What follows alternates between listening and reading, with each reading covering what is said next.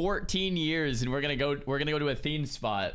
Wow. Where the world first happened back in original Cataclysm, shout out to Athene, but LMGD was headed out to Twilight Highlands when he flew past this location, and he noticed these 7 mobs just kind of standing here and decided what would happen if I just kill them. And lo and behold, they gave a decent amount of experience and they instantly respawned. This is a huge thing to note. Instant respawns and hyper spawns are massive for leveling races. So now he just needed to figure out if this was going to be the fastest way to level, because leveling in Deepholm is very, very powerful, and this was going to be the original plan. The only issue with leveling in Deepholm means you need to get to level 82 to be able to pull off some of those strats. So what he was doing instead was testing out what class would be the fastest to level right here. And while testing that, he actually leveled up and geared a Paladin and a Death Knight, both of which he got Shadowmourne on, just to test this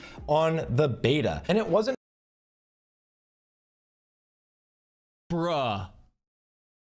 My guy gets 2 Shadowmourns just to test which one's quicker. Holy crap. Until literally last week with the beta raid test that he realized that he might be able to pull this off on Shaman. And that's because of 2 major things. Now, the first thing is you can notice these mobs are alliance mobs. That's because they're tied to an alliance PV or a PvP event in general in the Twilight Highlands. And that PvP event does need to be completed for you to get this little buff right here. If you can see it, I'll zoom in on it.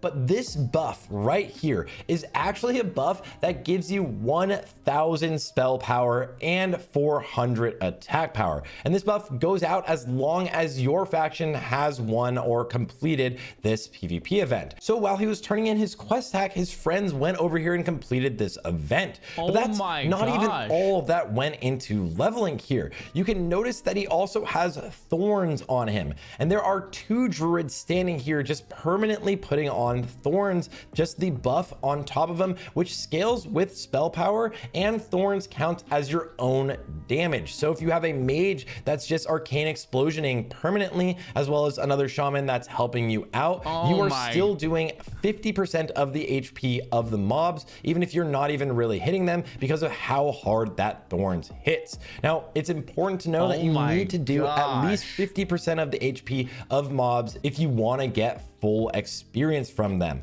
And that's not even the only thing. Again, one more major thing that's kind of crazy, and I never saw this happen before. It's tech that I believe he came up with himself, is that if you have a warlock and a mage duel each other, you see the mage casting arcane explosion right in the middle. If he is technically in a duel with a warlock at the time, and the warlock casts curse of elements on the mage, every time the mage casts arcane explosion, it will then put curse of elements up on all of the targets. So during this entire farm, he is buffed by over 1000 spell power, has gigabuff thorns on him the entire time. And bro, there's a this is the dual flag. There's a warlock dueling the mage, spreading cursive elements on the spawn with the, I mean, bro, this race wasn't even close. Like, it wasn't even close. LMGD like farmed this so hard. It wasn't like, no, everyone was like, dude, he's already level 84. I was like level 81 or something at the time, maybe 82, probably 81. Holy crap. Yeah, this guy deserves it.